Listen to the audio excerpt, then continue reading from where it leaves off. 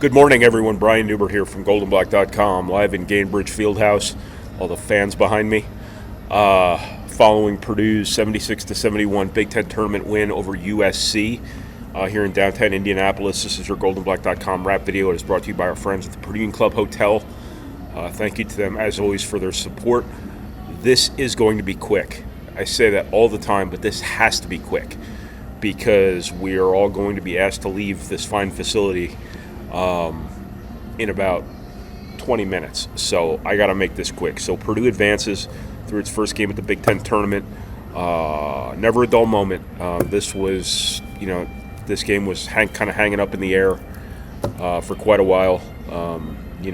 It was good to see Purdue, from Purdue's perspective, close out a close game here, make the plays at the end to win after its last 7 games. 5 of them went the other way. Not all of them under the same circumstances, but Purdue did enough there at the end in terms of getting enough rebounds, not really turning the ball over the way it did in the first half, only 1 second half turnover, and getting a win over a surprisingly energized USC team, who is a much better USC with Desmond Claude than the version you saw in Mackey Arena a couple weeks ago. Desmond Claude is a very, very good player, and Purdue didn't have a whole lot of answers for him late in the game. They kind of just needed him to miss. And, USC, coming off a double overtime game last night, missed enough shots at the end. Purdue got enough rebounds. Better said, Camden Heide got enough rebounds for Purdue to pull this one out and advance to Friday night, another 9 p.m. game, Joy, against Michigan. That's an opponent Purdue should want every day of the week after what happened to them in Ann Arbor. So this was a weird game, but I think you have to give – I've said that a lot this year, haven't I? This has been kind of a strange season. I think that, when you look at why Purdue pulled this out, I think, this was another great game from Trey Kaufman. Ran 30 points, drawing 11 fouls. Hey, he got calls. How about that? He could have helped himself by making some more free throws, but he made a couple late that really mattered. It was an interesting last couple minutes because Purdue was trying to foul and put USC in the 1-1 when they had an opportunity to tie the game with a 3 late. They didn't call the foul, and it ended up being a turnover and 2 more free throws for Purdue. So everything at the end of games that had been going against Purdue for one reason or another went for Purdue in this game. That said, this game would have unfolded very differently had Trey Kaufman-Renn not got dealt another laughable dose of foul trouble. I believe USC had just gone up 3-0 in the foul count, and when that happens, you know exactly what's coming. They're going to even it up. It's going to be a moving screen, and the team with 0 fouls, what they ought to do is just throw the ball out of bounds. Don't give the officials an opportunity to find a moving screen, because you can find a moving screen on every play. You can find something that you could mutate in your mind into a moving screen as well on every play, and that's precisely what they did to dole out Trey Kaufman-Renn's first foul on what they say was a moving screen. It's immaterial now. Purdue won the game, but that was his first foul. His second foul, created a situation where Painter has to manage it, and Painter did a great job managing it, offense, defense. And Kaufman-Renn did a good job producing through it and not getting thrown out of his game. But it shouldn't be that way. You shouldn't see this stuff coming, but you do see it coming. And, this game could have unfolded very differently if Kaufman-Renn just stays in the game and gets his 35 minutes or however many minutes Purdue would have rode him under normal circumstances in this game.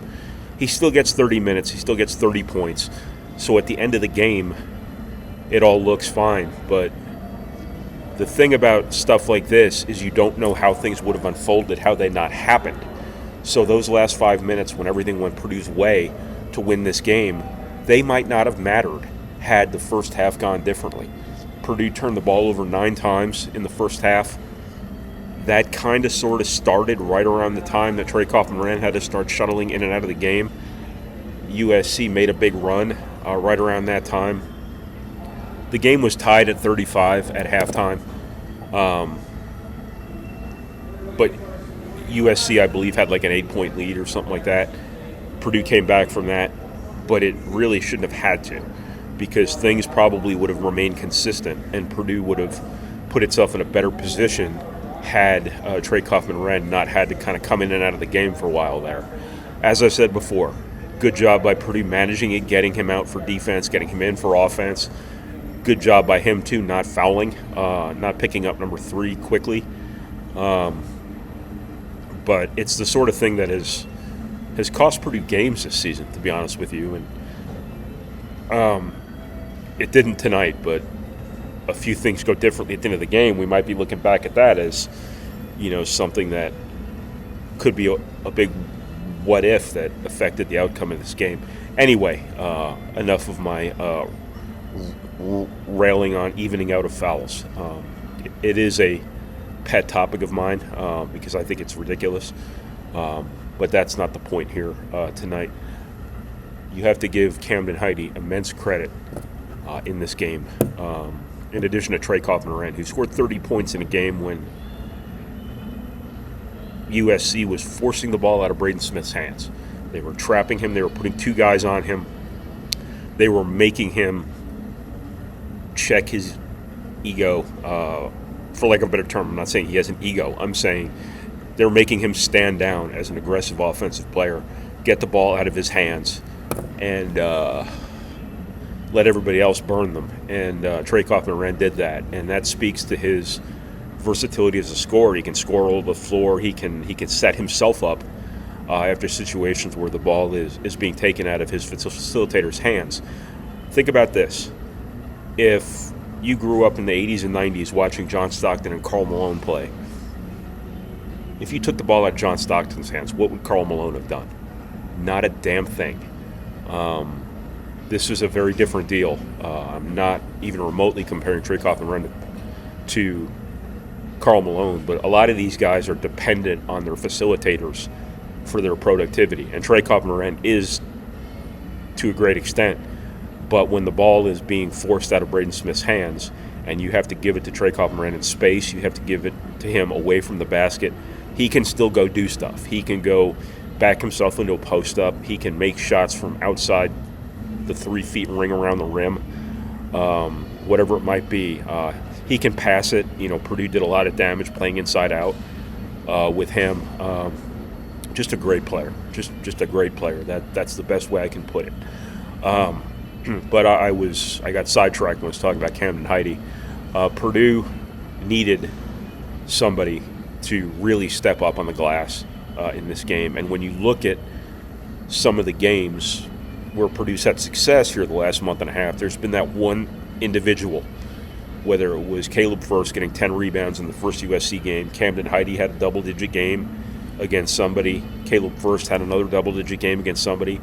Camden Heide comes in, he's on the floor at the end of the game, he gets 11 rebounds when long rebounds were really, really hurting Purdue, and they were really, really giving life to USC.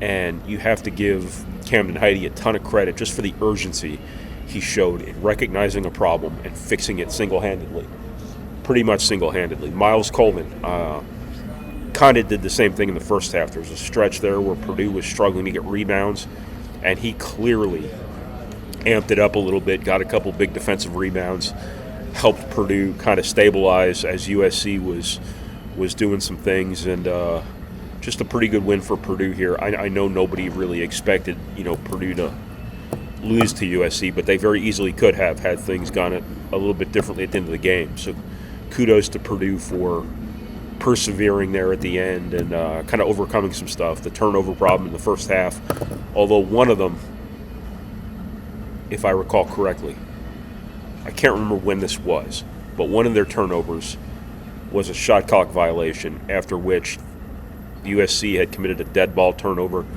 The shot clock was set to 20 seconds instead of 30 seconds. So if you want to count that as a Purdue turnover, it goes down officially as one, but, it was a mistake.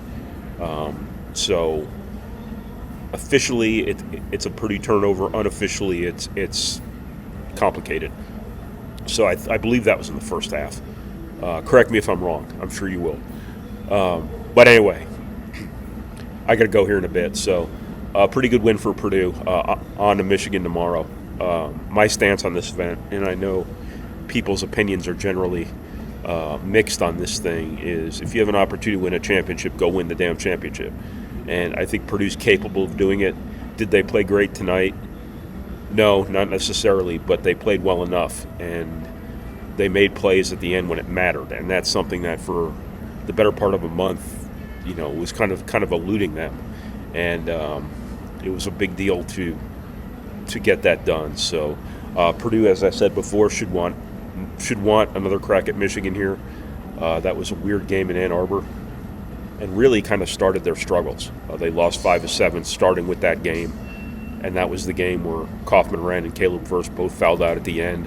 The foul differential was absurd, and just a really, really bizarre game that really was a big loss for Purdue at the time. So we'll see how they fare tomorrow night. We'll be back here tomorrow night, or assuming you're watching this after midnight, unless you can go back in time, you are watching this after midnight. We'll be back here later today, or I guess the day after tomorrow, or tomorrow, one or the other, talking about Purdue versus Michigan. So that's what I got. Thanks, everybody, and thank you to the Purdue Club Hotel for your support, as always. We appreciate it. Thank you for watching. Thank you for reading. Thank you for listening. And thank you for laughing at me while you walk past me during the end of my video. Thank you for processing our materials, however it is you process our materials, and I will talk to you guys again tomorrow. And hopefully I'll be feeling better. Thanks, everybody.